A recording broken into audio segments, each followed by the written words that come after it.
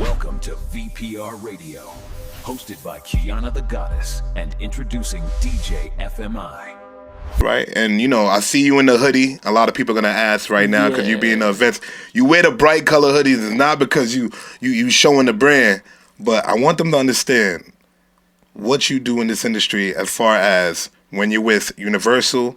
Because a lot of artists come to me and I see your DMs jumping. Yeah. My phone be jumping, and I'm looking in the morning and I'm seeing, Showcase Papii. I'm like, damn, your phone be booming up. So let everybody know, how you rocking with your new situation over there and how everything's going with you. Yeah, so I got a partnership with Respect the Grind. Shout out to David L, Reggie Lanes, and they got a situation with Universal Music Group where they could bring artists through there for meetings to get signed and stuff like that. So they put me on as an A&R, so I'm able to, get artists into the office and stuff like that. Okay.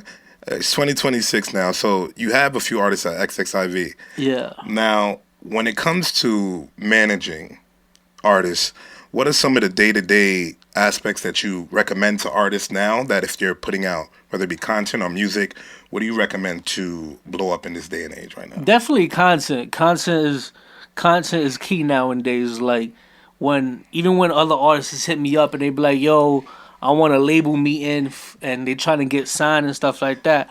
They be wanting a label meeting with no social media presence. Yeah. Like, it's wild. Go ahead. I be telling them exactly that. I'm like, listen, I'm going to just tell you what they're going to tell you in the office. You got to build your content. There's no artist development. There's no selling CDs. There's even a bunch of budget cuts and stuff like that. If you could find somebody to invest in your career, at least financially, even with their time, good luck in 2026. Most artists are doing it on their own. Like you said, there's no A&Rs that's sitting there and taking 2 years out their life to cultivate the talent to get you to where you need to be. They're going to just tell you, go to TikTok, do content. And you got to do content every day. You don't necessarily have to go outside and film every day. But you could take, let's say, one day out of the week, do a bunch of videos, and just chop it up and put 2-3 videos out a day. Because that's how you got to feed the algorithm with TikTok. Mm-hmm. You got to stay consistent. And you could build a fan base off of TikTok. You can also get paid from TikTok once you hit a certain amount of, followers and views and stuff like that. So build your fan base off TikTok. Go to events, be outside. Don't just rely on I'll be on social media all day. You want to actually go outside and meet people as well and get a fan base. So I tell artists all the time, don't really focus on getting signed to a major deal nowadays unless you're ready where you're like, okay, I got numbers, they gonna I got sign a you fan for a base, single. I got this, I got that. They want to show that they can make money off of you. Don't go to a label where you necessarily need them.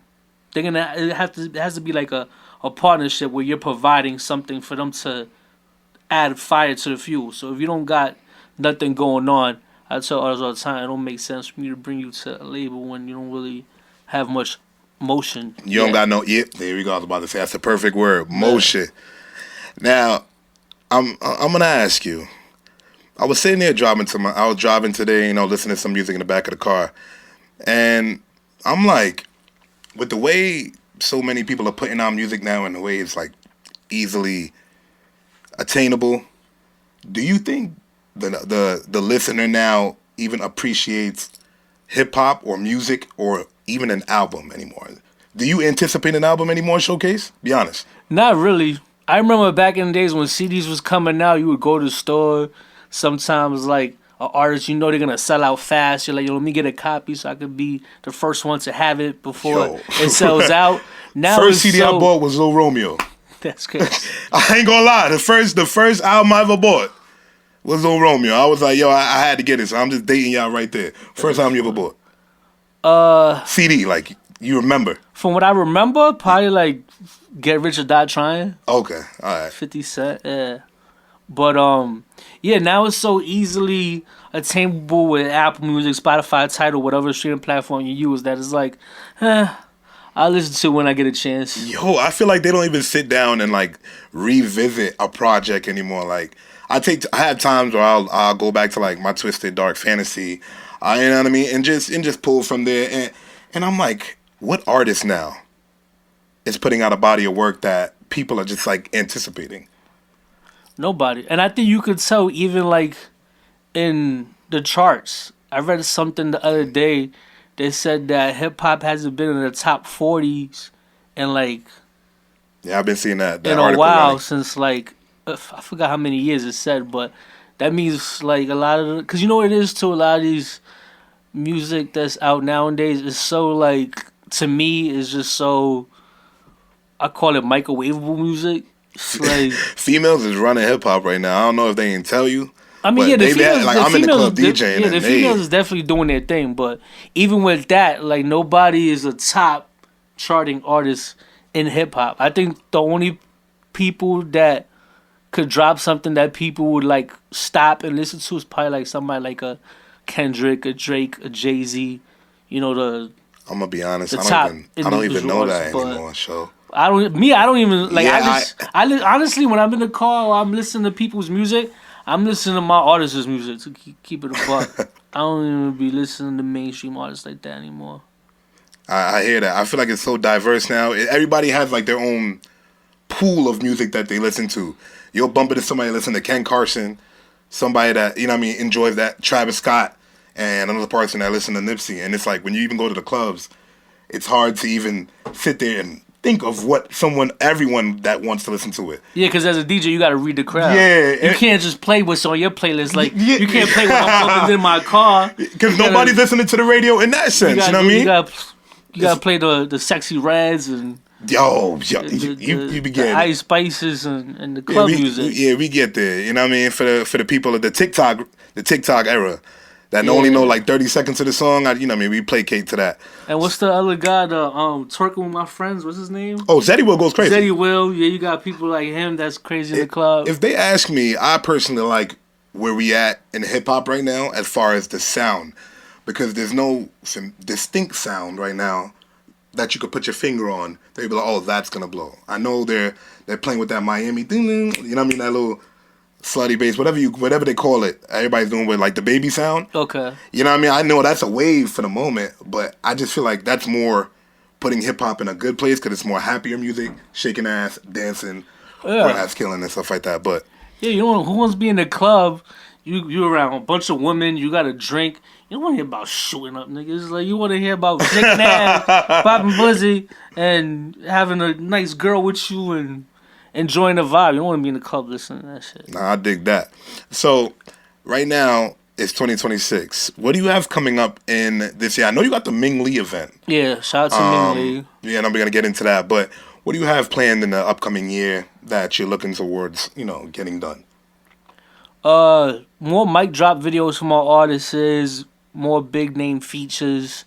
You know what I'm saying? We got a couple of features on our belt. Shout out to LPK Titan under XSIB Records. He got some unreleased features.